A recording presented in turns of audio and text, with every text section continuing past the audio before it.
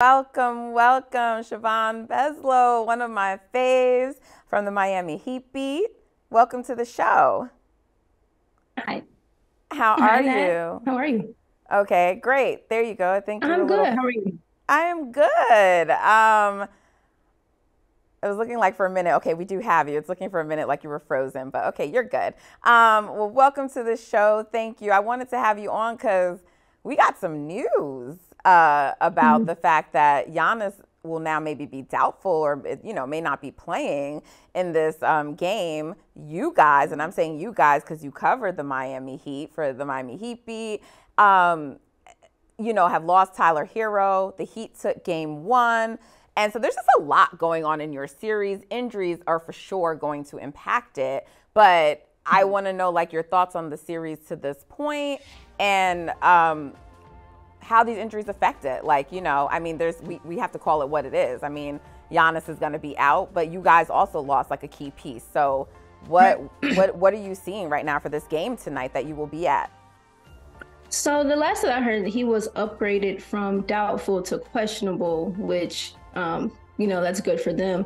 Fell on his back, fell really hard. He was able to play like the next couple of minutes, and he played a little bit in the second quarter. I'm sure it got stiff, but he's had 2 whole days to rest, to get some treatment, to ice, to get some stim, get some heat, just do whatever he needs to do to be back on the floor. And Reggie Miller made the comment about Tyler Hero out or being out being a bigger loss for Miami than Giannis being out. And a lot of people felt like a lot of ways about it.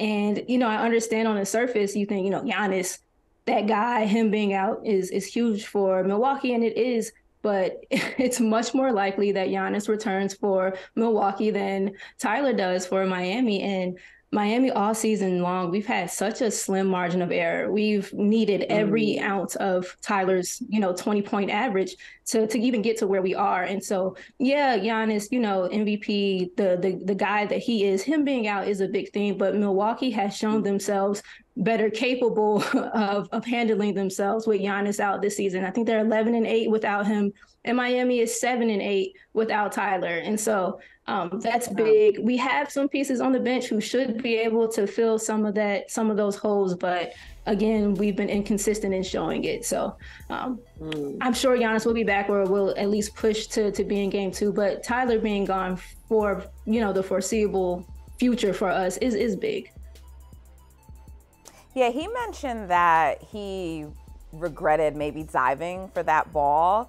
And I thought that was interesting that he said that because you always kind of hear players talk and it's just like, especially in like the playoffs, it's like they're just going to go for it. And you can't be like if you're thinking about risking injury or all of that, then that's problematic. You're not playing your best. And so I'm just curious your thoughts on his remark. And are you concerned going forward about how he may be when he does return? I mean, I don't see him returning our playoff stretch because I don't No, love I just meant Miami like in the down. future. Yeah, Sorry. yeah, yeah. I know. I think he recovers okay. I think hindsight is 2020. So of course, probably now he regrets the dive. But I'm not going to knock him for his heart. I'm not going to knock him for his hustle. Um, we had the shot clock in our favor, so maybe he didn't need to in that particular moment. But I'm not going to find fault with him. He was playing really well before. He had his juice going, and so I can understand like being a competitor and diving on the floor for loose balls. It's the playoffs. It's what you're supposed to do. So that was a very freakish injury. It just sucks though now that he hasn't been healthy for us the last couple of playoffs. But this one I can't fault him for at all, really. Siobhan, when he said that he had some things to prove this postseason, can you elaborate on what you think he meant by that?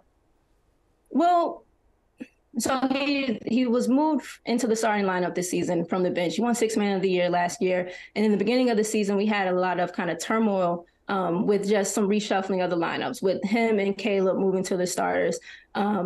And he's averaged 20 throughout the season, and that's been cute, that's been fine. But like I said a little bit earlier, he hasn't been able to be available for us this playoff now. Last season, when I've been a proponent of him and the idea that he would have helped us in the Boston series with his game, his ability to get into the mid range and kind of pick apart some of those the pockets in Boston's drop defense. And so he's aware that people have expectations of him, and what we do in the regular season, it matters. All the seeding and all that stuff matters, but this is a time of year where you need your horses, you need your guys, and I think he is correct in his understanding that he did have something to kind of show up and improve in this playoffs, and it is unfortunate that he probably won't be able to. What are you thinking is the outcome for this series? I mean, it seems like you believe Giannis at some point will be back. So what's your, if you do a prediction, what is your prediction right now? What are you thinking? So I've been in a little sneaky side chat, and I have had Miami in 6 quietly. It's not so quiet anymore. It's not quiet anymore at all. But we played Milwaukee tough over the years, and if there's any team that I think we get up for, it's them, and like the Bostons. And so maybe 7, but I have faith. I have faith in playoff Jimmy. I have faith in that Bam will continue to find places to be aggressive because he's needed, and that the rest of the guys will kind of pick up some of Tyler's slack. So I'm going to stay with my guys in 6, 7 tops, but I have us winning, and that may be a little bit of homerism, but I'll take it. I hear you. With all the injuries sort of clouding, I guess, this series, there was a lot of conversation because Giannis was one of 2 players that got injured because of a charge call, and you had a whole thread and you had a lot of commentary on that. And so I'm just, I would love to show all of the thread, but you're here, so I don't need to do that. But I would like to know, I know where you stand, but you're against getting rid of the charge altogether. Here you explain, outlaw undercutting an airborne player. But it doesn't sound like you think we should get rid of it. So could you just tell us why? No, come on. At some point we have to allow some room for defense to play defense. You can't hand check anymore. They're already finicky with some of the touch stuff. And, I want people to be a little bit more precise in their language. The undercutting of airborne players is where people have a problem. The stepping beneath a guy who's already taken off is where we have a problem.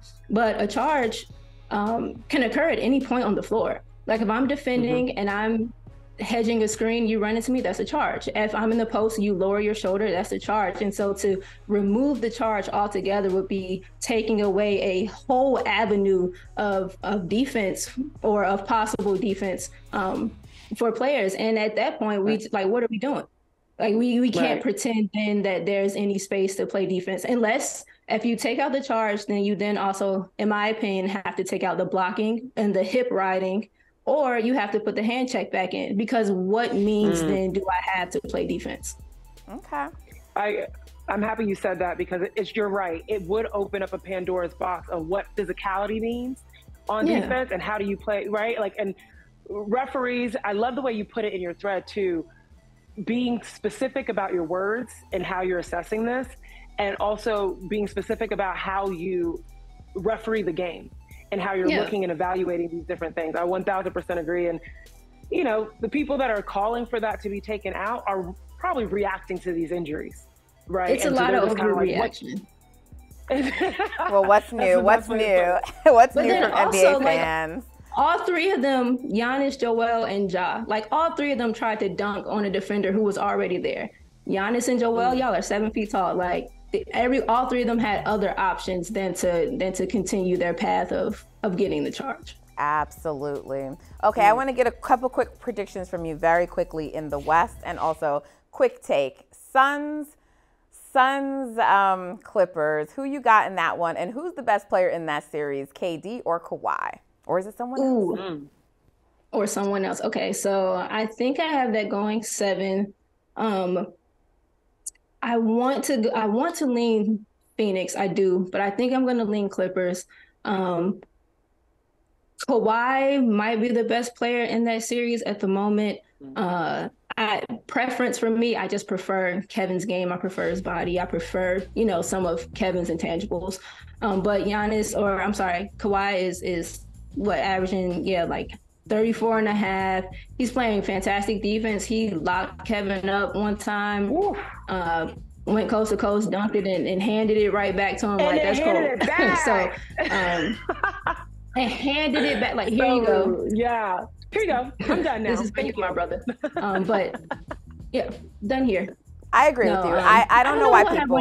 Yeah, I think I'm gonna go Clippers. I did not know why people were considering the Suns to be like, oh, it would be like an upset. So I agree with. Hey, thank you for watching Brother from Another. If you haven't hit that subscribe button, go ahead and do that now. Don't forget you can catch us 3 to 4 weekdays on PeacockTV.com and on Sirius XM Channel 85.